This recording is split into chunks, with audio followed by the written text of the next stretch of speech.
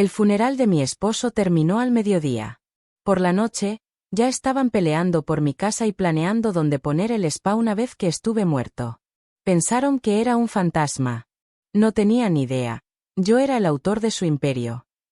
El funeral apenas terminó cuando se reunieron en la finca, no para el duelo, sino para dividirse. Bajé las escaleras, todavía en negro, el aroma de las rosas de la tumba de mi esposo se aferró a mis mangas. Las primeras palabras que escuché cortadas más nítidas que cualquier cuchillo. ¿Todavía está respirando? Pensó que ya se habría ido. A mi alrededor, las manos se movieron rápido. Las notas pegajosas de neón se abofetearon en muebles, arte y paredes. Este es mío, dijo mi nieto, reclamando el reloj del abuelo. Su hermana, ojos en su teléfono, midió la sala de estar. Room de spa, una vez que ella está fuera. No susurraron. Ni siquiera me miraron. Me quedé quieto, agarrando a la barandilla que mi esposo una vez pulió a mano, mirándolos despegar mi casa como carroñeros. No hablé. No necesitaba hacerlo. En el bolsillo de mi suéter, mis dedos se acurrucaron alrededor de un papel nítido, un documento que nadie aquí había visto. Prueba. De lo que había construido. De lo que había guardado. Déjalos reír. Déjelos redecorarse. Pensaron que me estaba desvaneciendo. Pensaron que era un fantasma. Pronto aprenderán que soy el autor de su imperio. Recordan su imperio. Olvidaron quién construyó su base. Hace 15 años, la compañía se estaba desmoronando. El banco estaba dando vueltas. Los contratos estaban desapareciendo. Mi esposo llegó a casa con la corbata suelta y sus manos temblando. No pidió ayuda. El orgullo no lo dejaba. Esa noche, abrí la caja de terciopelo escondida en la parte posterior de mi cajón. El collar esmeralda de mi madre. Los brazaletes de oro del cofre de mi boda. Los pendientes de diamantes que usé en nuestra primera noche como esposo y esposa. Los vendí a todos, en silencio. Boyer del dinero directamente a la cuenta de la compañía. Y solo le dijo esto: úselo.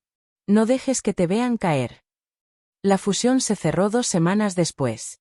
Lo llamaron un visionario. Nadie me llamó nunca. Meses después llegó la hipo. Estaba perdido, atascado en un viejo lanzamiento que nadie compraría. Mientras la casa dormía, me senté en la mesa de la cocina y escribí una nueva propuesta. Estrategia, modelo de crecimiento, cada palabra mina.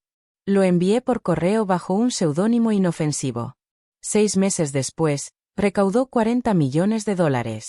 Su rostro estaba en la portada. Mi nombre no estaba en ningún lado. No me importó entonces. Pero ahora, el silencio no es noble. Es borrado. Algunas batallas comienzan cuando te empujan a la esquina más pequeña. Clarissa ni siquiera se molestó en bajar su voz. Ella puede moverse hacia la pequeña habitación abajo. ¿Habitación pequeña? Era la sala de lavandería, lejía en el aire, un fregadero oxidado en la esquina, una sola bombilla parpadeante. Cuando entré, mi vida ya había sido metida en cajas de cartón. Una caja decía donación. Otro, anticuado. Un tercero, Old Lady Young. No hay sábanas en la cuna. Solo una manta en movimiento delgada. En la parte superior de mi maleta, yacía un marco de fotos agrietado, nuestro 30º aniversario. El brazo de mi esposo me rodea, el cenador de rosa florece detrás de nosotros. Se había llenado detrás del refrigerador, boca abajo, como si fuera algo de lo que avergonzarse. Me senté en la cuna, foto en mis manos, mi pecho apretado. Entonces, recordé. Deslizando mi maleta a un lado, subí el tablero suelto que había escondido durante años. Desde debajo del polvo, saqué una carpeta de cuero. Dentro, el certificado de confianza conjunta, mi nombre a su lado como cofundador. Registros bancarios que prueban mi inversión personal. Y el borrador de OPI original, mi escritura a mano clara, innegable. Cerré la carpeta lentamente, su peso en mi regazo. Mañana llamo al abogado. El poder no siempre se toma. A veces, se reclama en silencio. El señor Holden se sentó detrás de su pesado escritorio de roble, gafas bajas en la nariz mientras dejaba la carpeta. Primero, la confianza conjunta, mi nombre, justo al lado del de mi esposo. No como testigo. No como dependiente. Como cofundador. A continuación, el memorándum del banco, mi firma en el depósito que salvó a la compañía. Luego, el draft original de Oppo, tinta ligeramente manchada de esa larga noche en la mesa de la cocina. Estudió cada página como si fuera oro. Luego llamó a un analista de escritura a mano de Stanford. Durante 2 horas, compararon bucles, accidentes cerebrovasculares y pausas. Finalmente, el analista levantó la vista. Es un partido perfecto. 100%. El señor Oulden se recostó, se formó una sonrisa lenta. La patente vinculada a esa propuesta, el modelo de estabilización que construyó su fortuna, era legalmente mía. Los residuos por sí solos valían millones, cada año. Me senté en mi silla, con el corazón estable. No quería su dinero. Quería que se escuchara la verdad. El señor Oulden cerró la carpeta, con los ojos encerrados en los míos. Lo revelaremos, en la lectura de testamento. Vinieron esperando la victoria. Vine con evidencia. La sala de lectura de Will era todas las paredes de vidrio y las sillas de cuero frío. Me pusieron en una silla plegable en el extremo más lejano, porque Dios no permita arruinar su plan de asientos perfecto. Joseph se sentó en la parte delantera, con las piernas cruzadas, el anillo de bodas reluciente. Se inclinó hacia su esposa y murmuró: «Ella será muerto por la próxima Navidad. No esperes un centavo». El señor Oulden abrió su maletín, pero en lugar de los papeles, sacó una pequeña grabadora de plata. Presionó el juego. La voz de Joseph llenó la habitación. ¿Todavía está respirando? Pensó que ya se habría ido. Ella construyó sopa. Él construyó un imperio. Cada insulto, palabra por palabra. Entonces Oulden explicó. El testamento contenía una cláusula. $1.000.000 deducidos por cada palabra pronunciada en mi contra. Él leyó el recuento. 88 declaraciones. $88 millones, desaparecido. El color drenado de la cara de Joseph. Su esposa dejó de sonreír. La habitación se quedó en silencio, a excepción del débil zumbo del aire acondicionado. No hablé. No necesitaba hacerlo. Y ese fue solo el acto de apertura. Pensaron que la confianza era suya. Nunca lo fue. El señor Oulden cambió una página, su voz tranquila pero deliberada. Según la voluntad final de Harold Brictworth, el principal beneficiario del fideicomiso, el patrimonio y todos los activos relacionados, es su esposa, Eleanor Brictworth. La habitación se congeló. La pluma de Joseph se escapó de su mano. Me quedé quieto mientras Oulden colocaba una carpeta pesada delante de mí. Escrituras de propiedad, transferencias de cartera y todos los derechos de la patente que mantuvo a esta familia a flote. Luego, desde un sobre separado, Oulden sacó una carta en la letra de mi esposo. Lo leyó en voz alta. Encontró la cura antes de que el mundo supiera que estaba roto. La modelo de OPI era suya. Le pedí que me dejara recibir el crédito porque la junta no seguiría a una mujer. Pero lo sabía. Siempre supe. Esta compañía es su mente en el papel. Los jadeos se rompieron alrededor de la mesa. Joseph me miró, con la boca medio abierta. El teléfono de mi nieta se deslizó de sus dedos y se tachó al suelo. No me moví. No sonríe. Solo dejo que la verdad se asienta en el aire como el humo. Habían vivido de mi mente todo el tiempo. La justicia a veces viene con una fecha límite móvil. La carta del tribunal era clara. 48 horas para desalojar la casa. Sin argumentos. Sin extensiones. El embalaje comenzó la misma tarde. Las maletas se lanzaron contra las escaleras. Los cajones criticados. Por primera vez en meses, la casa era tranquila, sin risas, sin comentarios sarcásticos, solo los sonidos huecos de irse. Joseph me encontró en el pasillo, una caja en sus manos. Su voz tembló. «Mamá, lo siento». Lo miré, este hombre que una vez se sentó en mi regazo para leer cajas de cereales, que solía tomar mi mano durante las tormentas. «Hablaste primero», dije uniformemente.